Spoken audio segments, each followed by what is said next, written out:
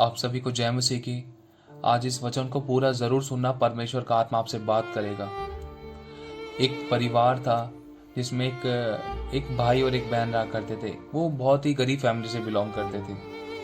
तो उस घर में कुछ ऐसी विपत्तियां आई जिसके कारण उनके पापा की तबीयत बहुत ज़्यादा खराब हो गई। और पापा की तबीयत बहुत ज़्यादा खराब होने के कारण उनकी सारी जमा पूंजी उनके पापा की तबीयत को ठीक करने में लग गई। यहाँ तक कि उनके ऊपर कर्जा हो गया और वो अपने पापा को नहीं बचा सके।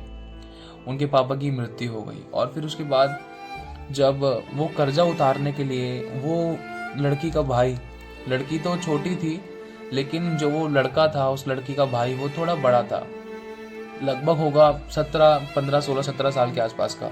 तो जब उसने देखा कि हमारे ऊपर कर्जा बढ़ गया है, मम्मी के पास भी कुछ काम नहीं है, जो कमाने वाला व्यक्ति था वो तो अब सो चुका है, वो तो अब रहा नहीं, वो मर चुका है क्योंकि वो उसके पापा थे। और फिर उसके बाद उस लड़के ने एक सोचा कि मैं कुछ काम करूँगा, कुछ काम करूँगा, फिर उसके बाद मैं अपनी माँ का सारा कर्जा उतारूँगा, अपने मेरे बाप के ऊपर जो भी कर्जा था वो सारा उतारूँगा। और मेरी बहन की शादी होगी अच्छे से। बहुत सारी टेंशन, चिंता, परेशानियाँ थी उस लड़के पर। और उसका एक सपना था कि वो कुछ ऐसा करना चाहता है कि उसका जीवन बहुत से लोगों के काम आए, बहुतेरों के काम आए। कहते हैं ना, जब खुद बेसहारा हो तो किसी का सहारा बन जाओ। तो वो ऐसा ही सोचता था। क्योंकि उसकी मदद करने वाला कोई नहीं था, वो अकेला सा पड़ गया था। और फिर उसके बाद उसकी मम्मी की भी तबीयत खराब हो गई। मम्मी की तबीयत खराब ज़्यादा होने के कारण है ना, तो उसने वो जहाँ पर काम करता था, उसको कुछ छोटा मोटा काम मिला तो वहाँ पर से उसने उधार लिया। नहीं बचा पाया अपनी मम्मी को, बहुत उधार लिया।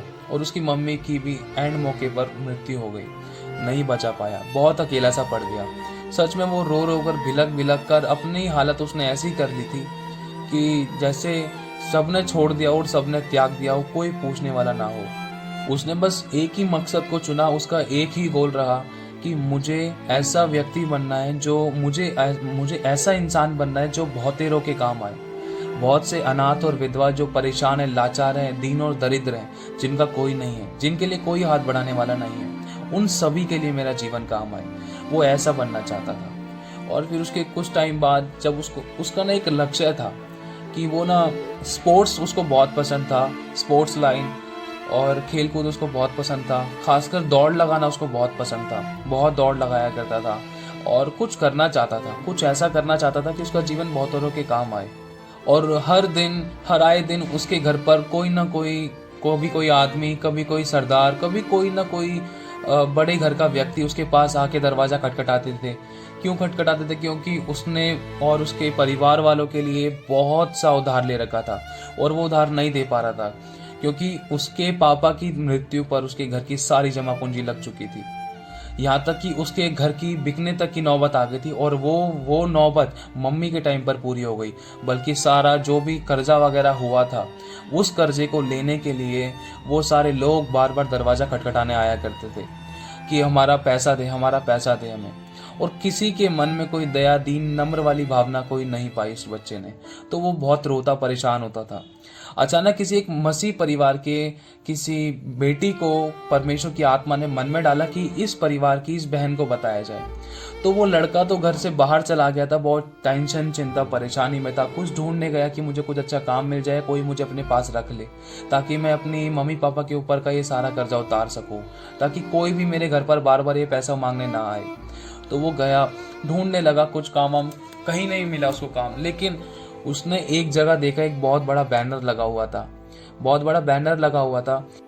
एक तरफ वो लड़का बैनर को देख रहा था, दूसरी तरफ उस लड़के की बहन के पास वो परमेश्वर की एक बेटी पहुंची कि इस बच्चे को, इस परिवार को बता कि मैं इसके जीवन में कार्य करना चाहता हूँ, इसको मेरे बारे में बता। तो उस बहन ने, उस मसीह बहन ने जब उस बच्ची को बताया कि बेटा तू चिंता मत कर, तेरी सारी समस्याएं खत्म हो जाएंगी, तेरा कर्जा भी उतर जाएगा, तो यीशु मसीह के नाम पर विश्वास कर। अब तक जो तूने करा, देख तुझे कुछ नहीं मिला, तूने एक बार भी यीशु के नाम को नहीं पुकारना, तो देख आज पुकार, देख वो तेरे जीवन में काम करेगा। तो जब उसने अपने दिल का दुख बताया, जब वो अकेले में यीशु मसीह से प्रार्थना करने लगी, उसको पता चला कि हाँ, यीशु मसीह से कैसे प्रार्थना करनी है। जैसे एक बेटा एक बाप से मांगता है, तो उसी प्रकार उस बेटी ने आंसुओं के साथ अपने पिता से, प्रभु यीशु मसीह से प्रार्थना करी, एकांत में प्रार्थना करी, अपने दुखों का हाल यीशु को बताया। और जो भी ज़रूरतें थी वो सभी बातें यीशु मसीह के हाथ में सौंपी। एक तरफ वो प्रार्थना कर रही थी तो दूसरी तरफ उसका भाई को जो बैनर दिखाई दिया, तो उस बैनर पे लिखा हुआ था कि यहाँ पर एक बहुत बड़ा इनाम है जिसमें दौड़ लगानी है, एक रेस है, जो इस दौड़ में जीतेगा उसको बहुत बड़ा इनाम मिलेगा। तो फिर उसके बाद वो लड़का वहाँ पर गया, तो उस लड़के ने वहाँ पर जाकर देखा, वहाँ के लोगों से बात करी कि मैं भी दौड़ लगाना चाहता हूँ, ये मैं भी अच्छी दौड़ लगाता हूँ और प्लीज़ आप कृपया करके मुझे भी अपने पास रख लो। तो पहले तो उसको मना कर दिया गया था, लेकिन खुदा की आत्मा जब उस लड़की के अंदर आकर प्रार्थना कर रही थी यीशु से, कहते हैं ना, लिखा है कि जब परमेश्वर का आत्मा तुम पर आएगा तो तुम सामर्थ पाओगे। मनुष्य नहीं करता प्रार्थना, बल्कि पवित्र आत्मा हमारे अंदर आहें भर भर कर प्रार्थना करता है। एक तरफ उस लड़के की बहन प्रभु से प्रार्थना कर रही थी आहें भर भर के पवित्र आत्मा के द्वारा, और दूसरी तरफ वो लड़का उस मुकाम की तरफ पहुंच रहा था। तो अचानक हुआ क्या, उसको अचानक मना कर दिया। मना करने के बाद जब वो वहां से रूट कर वापस मुड़ा उल्टे पैर, तो अचानक उसको किसी ने बोला, आजा बेटा, तो दौड़ना चाहता है ना, चल दौड़ियो। फिर उसके बाद वो उसको उस लाइन में खड़ा कर दिया। लाइन में खड़े करने के बाद है ना, जब उसने दौड़ना शुरू किया, वो बहुत लंबी दौड़ थी। कभी कभी आपकी सिचुएशन, आपकी परिस्थितियां ऐसी बन जाती हैं जिसमें आपको लगता है कि ये दुख, ये दर्द, ये परेशानी कब खत्म होगा, कब खत्म होगी, कब मैं आगे बढ़ूंगा, कब इस बोझ से हटूंगा, कब मैं दूसरों की मदद करूंगा, या कब ये मेरी समस्याओं का हल होगा। तो उसके जीवन में कुछ ऐसी समस्या, परेशानियां थी, वो एक स्ट्रेस के साथ, वो एक दुख के साथ जी रहा था, लेकिन फिर भी उसने एक गोल बना रखा था कि मुझे दूसरों का सहारा बनना है, क्योंकि मुझे, मेरे माँ बाप को, मेरी बहन को कोई सहारा नहीं मिला। कि कोई भी ऐसा परिवार दूसरी जगह अगर कहीं भी है तो वो तड़पे ना, वो दुख में ना रहे, मैं उसकी मदद करने के लिए खड़ा हूँ। वो दूसरों के लिए जीना चाहता था। जब वो उस लाइन में खड़ा हुआ जहाँ पर बहुत सारे लड़के थे, बहुत अच्छे अच्छे एथलीट, बहुत अच्छे अच्छे लीडर्स थे, वहाँ पर बहुत अच्छे अच्छे रनर थे जिन्होंने बहुत बड़े बड़े प्राइज पाए थे, तो उनके साथ वो लगा, लाइन में लगा। जब शुरुआत हुई, जब उसने दौड़ लगाना शुरू किया, जब उन पूरी लाइन ने दौड़ लगाना शुरू किया, बहुत देर तक दौड़ते रहे, वो लड़का आगे निकलता गया, बहुत सबसे आगे हो गया, आगे निकलता गया। तो अचानक एक गुफा थी, वो गुफा के अंदर से उनको निकलना था। उस गुफा में बहुत अंधेरा था। उस गुफा में बहुत ही कम लोग आया जाया करते थे, लेकिन उस गुफा के अंदर से निकलना था उन सभी को। तो वो लड़का बहुत आगे निकल चुका था, वो अकेला ही सबसे आगे था, पहले नंबर पे था। तो जब वो गुफा के अंदर से निकला तो दौड़ते उसके पास शूज भी नहीं थे, यहाँ तक कि जब वो दौड़ रहा था, दौड़ते उसके पैरों में कुछ पत्थर से चुभने लगे। उसने देखा इतनी तेज मेरे पत्थर चुभ रहे हैं, अब कहीं चोट ना लग जाए। बहुत अंधेरा था वहां पर, तो वो देख नहीं पा रहा था। बहुत जोर से उसके पैरों में पत्थर से चुभे, तो उसने सोचा कि अरे बहुत पीछे से बहुत सारे लोग आ रहे, बहुत सारे लड़के आ रहे, बहुत सारे एथलीट आ रहे हैं दौड़ते हुए, तो उनके भी चुभेंगे। तो उसके मन में यही दीनता, यही नम्रता, यही भावना थी कि वो दूसरों के लिए जीना चाहता था। तो उसने अपनी दौड़ को छोड़कर उस टनल को साफ करना शुरू किया। मतलब जो भी पत्थर वगैरह थे उसके रास्ते में आ रहे थे, या जो रास्ता था वहां दौड़ लगाने का, उस रास्ते में जो पत्थर वगैरह थे उसने उनको जल्दी से हटाया और कुछ पत्थरों को अपनी जेब में धर लिया, कुछ छोटे पत्थरों को अपनी जेब में धर लिया, और देखा तो वो लोग आ रहे हैं, जल्दी पत्थरों को हटाने लगा। हटाते देखता रहा कि अरे लोग तो बहुत जल्दी आ गए मेरे नजदीक। तो अचानक वो उससे आगे निकल गए सारे, और वो लड़का पीछे रह गया। कभी कभी ऐसा होता है कि हम दूसरों के लिए भला करते हैं, लेकिन लोग है ना हमारी छाती पर पैर रख के वो हमसे आगे निकल जाते हैं, लेकिन उसके अंदर हमारी भलाई होती है। बस अपने आप को दीन और शून्य और नम्र करना है। जब उसने देखा कि वो सारे लड़के, वो सारे दौड़ जो कर रहे हैं, वो रनर्स, वो उससे आगे निकल रहे हैं, और वो गुफा के जो पत्थर है उनके सामने से हटा रहा है, साइड कर रहा है, जल्दी हटा रहा है, कुछ जेबों में भर रहा है। तो उसने अपनी जेबें भर ली, और फिर उसके बाद वो दौड़ने लगा। फिर जब जैसी टनल छोटी सी थी, बिल्कुल छोटी सी गुफा थी, ज़्यादा लंबी भी नहीं थी। जब उस गुफा में से निकले तो वो निकलने के बाद वो देखा तो सबसे लास्ट में था, बाकी सारे रनर्स आगे पहुंच चुके थे। फिर उसके बाद भगते सबसे आखिरी में आया, और बहुत बेस्ट रनर था, लेकिन फिर भी वो सबसे आखिरी में आया।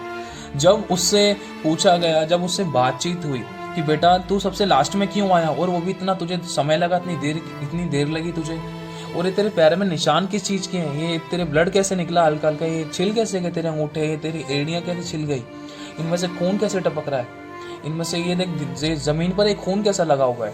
तो उसने बताया कि गुरु जब मैं उस गुफा में से दौड़ रहा था ना, तो वहाँ पर बहुत सारे पत्थर थे।